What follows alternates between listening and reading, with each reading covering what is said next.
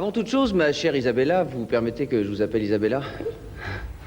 Je dois vous confier que c'est un soulagement pour moi de savoir que vous parlez français couramment et que la langue de Claudel n'a pas plus de secret pour vous qu'elle n'en a pour Patrick Sabatier, même si Patrick persiste à croire que Claudel est avant tout une marque de camembert. Je dis soulagement car mettez-vous à ma place, Isabella, et imaginez quels écueils j'aurais dû surmonter si j'avais dû m'exprimer simultanément dans les trois langues que vous pratiquez naturellement, l'italien, l'américain et le français, sans oublier quelques pincées de suédois.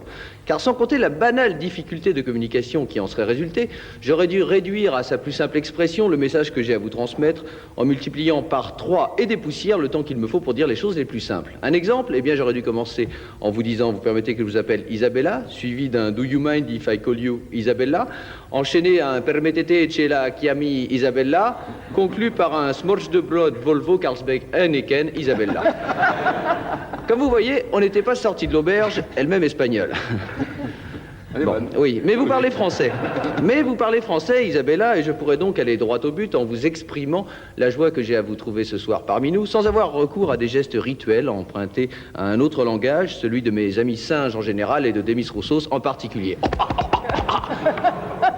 Car les plus presbytes de nos téléspectateurs l'auront remarqué, en même temps que les astigmates, les myopes, certains exophthalmiques thyroïdiens, et peut-être même Gilbert Montagnier, qui ne rate jamais nulle part ailleurs, bien qu'il soit persuadé que nous passons sur Europe 1. Oui, tous l'auront remarqué, Isabella, comme des millions d'autres avant eux. Vous êtes bien une des plus jolies femmes de la création. Une femme dont la seule contemplation suffit à rassurer les plus pessimistes que l'appartenance au même règne animal que le vôtre de mesdames Daniel Gilbert, Jeanne Masse ou Chantal Goya avait réussi à plonger dans des abîmes de perplexité, voire même de désespoir. Tiens, jusqu'à Philippe lui-même. Ne me fais pas dire n'importe quoi. Que la perspective de vous recevoir portait ce matin encore au comble de la surexcitation érotique, en même temps qu'elle déréglait de la façon la plus étrange son comportement, un peu à la manière des inquiétants personnages des films de David Lynch. Puisque je le surpris à se jeter dans le vide du haut de son bureau en un suicidaire saut à l'élastique, tout en hurlant votre prénom avant d'aller s'écraser dans la corbeille à papier. Je dois dire à sa décharge qu'il avait lu dans la presse que c'est en interviewant Martin Scorsese, quand vous étiez journaliste, que vous vous étiez tapé mutuellement dans l'œil, au point quelque temps plus tard de convoler en juste noces. De quoi donner un fondement aux espoirs fous de Philippe, même si je crus de mon devoir de réfréner ses ardeurs en le rappelant à ses strictes obligations professionnelles, puisque cet impétueux personnage avait même envisagé, Isabella, pour vous séduire, de troquer sa légendaire moumoute pour celle que vous arborez dans Sailor et Lula, comme nous le dévoile cette photo du film.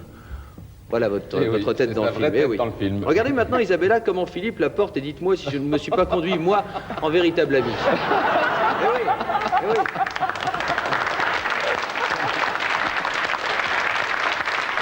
Ça marche toujours. Je trouve quand même que je suis moins inquiétant avec cette perruque que vous. Ça se discute, dans le film. ça se discute. Enfin bon, vous l'avez compris, Isabella, je me réjouis moi-même d'accueillir à travers vous cette subtile alliance de grâce, d'élégance, de charme, d'esprit et de raffinement. Si, je le pense, quitte à en faire rougir vos bouleversantes pommettes. Une subtile alliance dont la principale qualité est aussi la rareté à l'image de ces comètes qui ne reviennent sillonner notre orbite qu'une fois par siècle, comme me le rappelait si justement hier soir le président Pinet, qui lui-même n'a pas vu la queue de sa comète depuis une éternité. Mais dussé-je attendre si longtemps, Isabella, que je saurais prendre mon mal en patience après vous avoir prié de bien vouloir me laisser vous contempler quelques instants dans le silence ébloui de ma seule et profonde admiration.